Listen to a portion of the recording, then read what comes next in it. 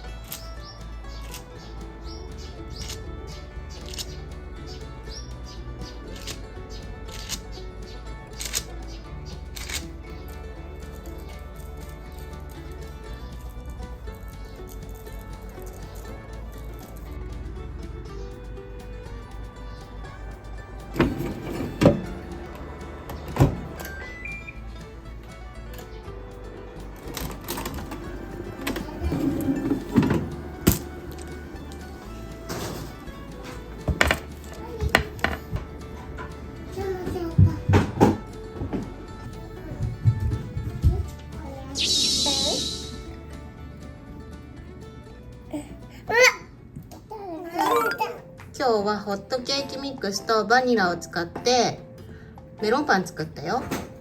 もう早速食べとるね。おいしい？おいしいね。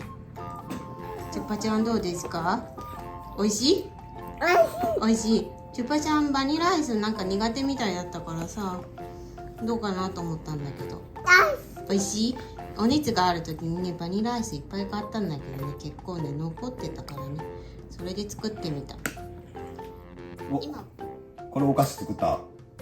何かわかるそれ？これなんか昔駄菓子屋のさ、見てめくったらメロン、小さいメロンが出る、あの感じ？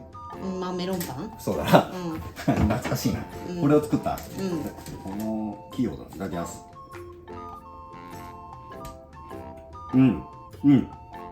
駄菓子屋まんま。駄菓子屋？駄菓子屋まんま、うまい。これあと30円だな。30円。50円で取れるかな、1個。ありがとう。はい。うまいよ。はい、ありがとう。50円を100円にアップさせるか。これつけたら100円。何それ？チョコシロップじゃん。